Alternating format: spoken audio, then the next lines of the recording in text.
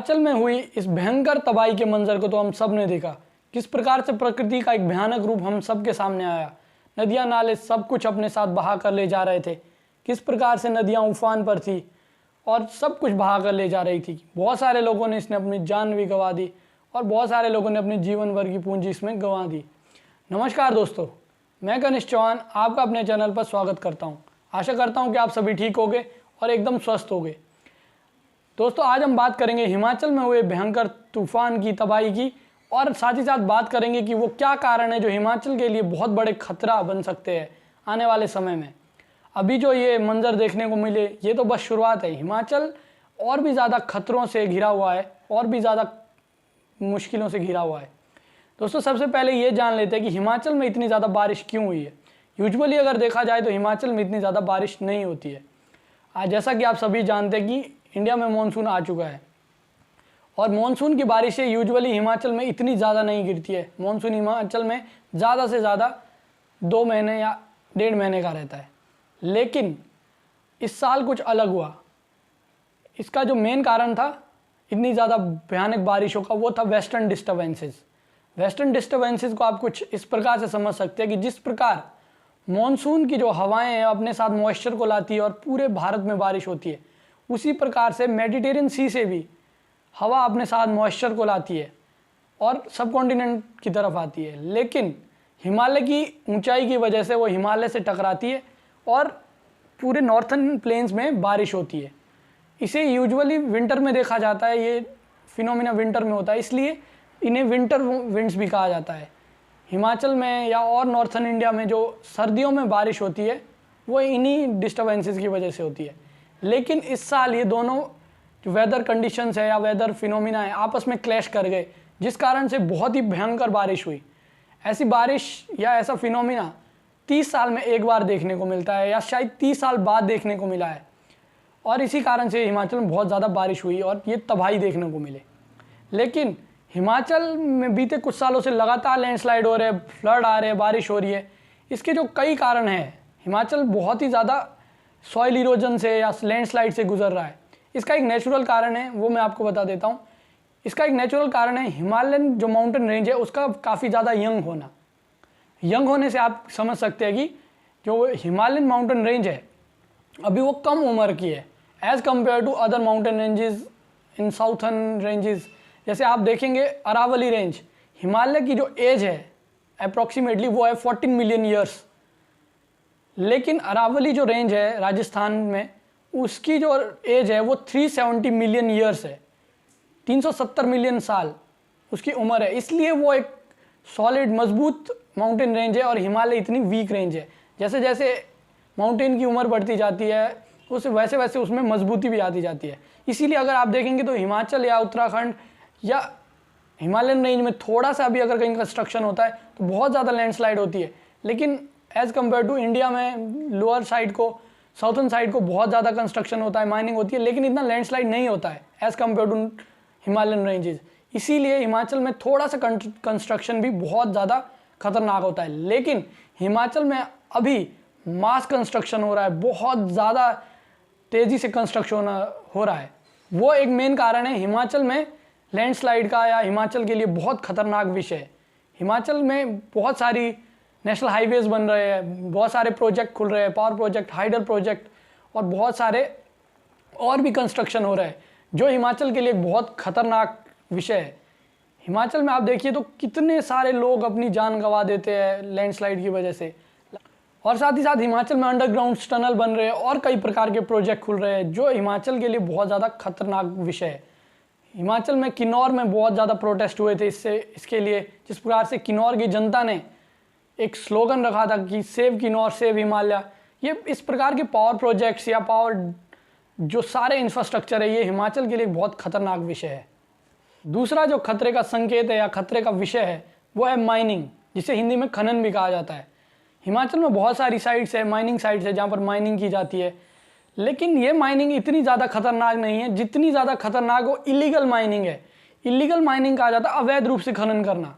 ये बहुत ही serious problem है किसी भी स्टेट के लिए। इंडिया, हिमाचल में ही नहीं, बहुत सारी स्टेटों में एक बहुत ज़्यादा खतरनाक इशू है इलीगल माइनिंग। इलीगल माइनिंग हो सकती है, नदी के किनारे जो पड़ा हुआ रेता है उसे उठा कर ले जाते हैं। बहुत सारे लोग इलीगल माइनिंग करते हैं यूजुअली, और नदियों के किनारे जो पत्थर है उन्हें निकाल कर ले जाते हैं, वो इलीगल माइनिंग में है। और ये जो एक इलीगल माइनिंग है, एक सर्वे के हिसाब से कहा गया है कि ये एक मेन कारण बना है अभी जो मंडी कुल्लू में बहुत ही भयंकर तबाही मचाई है।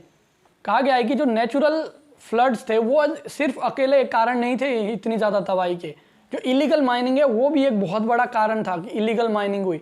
अगर आप देखें तो सॉइल इरोजन बहुत ही आसानी से हो रहा था, नदियाँ जो है वो बहुत ही आसानी से नदी के किनारे की जो ज़मीन है उसे काट रही थी। इसका एक मेन कारण इलीगल माइनिंग ही है। अगर नदी के किनारे रेता या पत्थर पड़े रहते हैं तो इतनी आसानी से पानी मिट्टी को नहीं काट सकती है। जिस प्रकार से मैंने कहा भी कि हिमाचल और हिमालयन रेंजेस की जो मिट्टी है, जो माउंटेन है, वो बहुत कच्ची है, इसलिए बहुत ही ज़्यादा ज़रूरी बन जाता है कि इलीगल माइनिंग को रोका जाए। नदियों के किनारे जो पड़ा हुआ रेता है उसे उधर रहने दिया जाए, मिट्टी रहने दिया जाए, और एक मैन मेड बैरियर्स भी बनाए जाए नदियों के किनारे, ताकि नदी का जो पानी है वो रिहायशी इलाकों में ना आ सके और साथ ही साथ नदी के किनारे की मिट्टी को ना काट सके। लेकिन ये इलीगल माइनिंग एक बहुत बड़ा फैक्टर बनता जा रहा है, जिस प्रकार से नदियाँ आसानी से मिट्टी को अपने साथ बहा कर ले जा रही है। और साथ ही साथ हिमाचल के गाँव में भी जिस प्रकार से और भी जगह जो गांव में मिट्टी से पत्थर निकाले जाते हैं, ये एक बहुत कॉमन फिनोमिना है गांव में कि पत्थर के घर बनते हैं और मिट्टी से पत्थरों को निकाला जाता है। ये भी एक प्रकार की माइनिंग ही है। इससे अगर आप मिट्टी से पत्थर निकाल लेंगे तो मिट्टी की जो मजबूती है वो ख़त्म हो जाएगी। उसके बाद पानी आसानी से मिट्टी को अपने साथ बहा कर ले जाएगा, या तो फिर वो लैंडस्लाइड का रूप ले लेगा, सॉइल इरोजन का रूप ले लेगा। इसलिए इस प्रकार की छोटी छोटी चीज़ों पर, बारीकियों पर सरकार को ध्यान देना होगा और आम आदमी को भी ये ध्यान देना होगा कि इन सब चीज़ों से बचे। ये इलीगल माइनिंग वगैरह ये बहुत ही डिस्टर्ब कर देता है इकोसिस्टम को और हमारे एनवायरनमेंट को। और जो इसके बाद एक बहुत ही इम्पॉर्टेंट फैक्टर है हिमाचल के लिए, जो सोचने का विषय है और जो आने वाले समय में पूरी दुनिया के लिए, पूरे देश के लिए सोचने का विषय बनेगा, वो है डिफॉरेस्टेशन, जंगलों का कटाव। जिस प्रकार से हिमाचल में जंगल कटते जा रहे हैं, जंगल कम होते जा रहे हैं, वो एक बहुत ही गहन विषय है सोचने के लिए। हिमाचल में अभी 37,000 स्क्वायर किलोमीटर में जंगल फैला हुआ है, लेकिन ये धीरे धीरे कम होता जा रहा है और बहुत सारे पेड़ों को काटा जा रहा है। हिमाचल का डिफॉरेस्टेशन रेट काफ़ी हाई है। नए पेड़ तो लगाए नहीं जा रहे हैं, जो साथ ही साथ पुराने पेड़ भी है उन्हें भी बहुत ही तेज़ी से काटा जा रहा है। डिफॉरेस्टेशन एक मेन कॉज हो रहा है हमारे इकोसिस्टम के डिसबैलेंस होने का। डिफॉरेस्टेशन में आप इस प्रकार से देखिए कि जंगल माफियाज भी इसमें इन्वॉल्व है। साथ ही साथ जो कंस्ट्रक्शन हो रहा है उससे भी पेड़ काटे जा रहे हैं। नए जो घर बन रहे हैं या नई कंस्ट्रक्शन हो रही है उसके लिए भी पेड़ काटे ही जा रहे हैं। लेकिन एक मेन कारण था जो 1990 के बाद मैक्सिमम शुरू हुआ अपर हिमाचल में, वो था एनक्रोचमेंट। सेब के बगीचों के लिए बहुत ज़्यादा पेड़ों को एनक्रोच किया गया, सरकारी ज़मीन को एनक्रोच किया गया, जंगलों को काटा गया, उसमें सेब के बगीचे बनाए गए। सरकार ने काफ़ी अच्छा इनिशिएटिव लिया कुछ समय पहले, एनक्रोच की गई ज़मीनों को सरकार ने वापस अपने अधीन ले लिया, लेकिन उसमें भी कुछ कमियां रह गई। अगर आपने पुराना एनक्रोच किया हुआ ज़मीन वापस लिया है तो वो तो अभी भी बंजर पड़ा हुआ, उसमें कोई फ़ायदा ही नहीं हो रहा है। उसमें अगर नए पेड़ लगाए भी गए हैं जहाँ पर उसकी कोई देखभाल नहीं है, प्रॉपर मेंटेनेंस नहीं है, उसके कारण वो छोटे पौधे ग्रो ही नहीं कर पाते और वो खाली ज़मीन बंजर ही पड़ी रह रही है। इसमें प्रॉपर मेंटेनेंस होना चाहिए छोटे पेड़ों का और नए प्लांटेशन होने चाहिए। इसमें आम आदमी का भी बहुत इंपॉर्टेंट रोल रहेगा। जंगलों में लगती हुई आग एक डिफॉरेस्टेशन या जंगलों के ख़त्म होने का बड़ा महत्वपूर्ण कारण है। जंगलों में आग उन छोटे पौधों को ज़्यादा असर करती है जो अभी विकसित हो ही रहे हैं। बड़ा पौधे में उतना ज़्यादा फर्क नहीं पड़ता है, लेकिन छोटे पौधों को एकदम साफ कर देती है, जला देती है। इससे आम आदमी को इसमें बहुत ध्यान देना चाहिए। अगर आपके क्षेत्र में आग लगती है जंगल में तो आपका दायित्व तो बनता है आप उसे जाकर बुझाए। अब सरकार हर जगह तो उपयुक्त नहीं हो सकती आपके लिए, और अगली बार ऐसे परिस्थितियां बनने से रोकें कि जंगलों में आग लग रही है, उसे रोकने की कोशिश करें। और एक जो कारण देखने को मिल रहा है वो है ओवरवेट या ओवर क्राउडेड सिटीज़। हिमाचल की बहुत सारे शहर ओवर क्राउडेड हो चुके हैं, ओवरवेट हो चुके हैं, जैसे शिमला, मैक्लोडगंज, धर्मशाला बहुत ही ज़्यादा ओवर क्राउडेड हो चुके हैं। अब नई बिल्डिंगें बनाने के लिए जगह नहीं है, जंगलों को काटा जा रहा है, नई बिल्डिंगें बन रही है। और शिमला में मैक्सिमम जो बिल्डिंग्स है आज की डेट में देखा जाए वो अनसेफ है। शिमला में बहुत ज़्यादा पहाड़ियों पर बिल्डिंग बन चुकी है और वो जो पहाड़ी की क्षमता है वो ख़त्म हो रही है वेट उठाने की। सरकार के सामने आने वाले समय में जो एक सबसे बड़ा विषय चर्चा का रहेगा वो है टाउन प्लानिंग, किस प्रकार से आप टाउन की प्लानिंग करते हैं।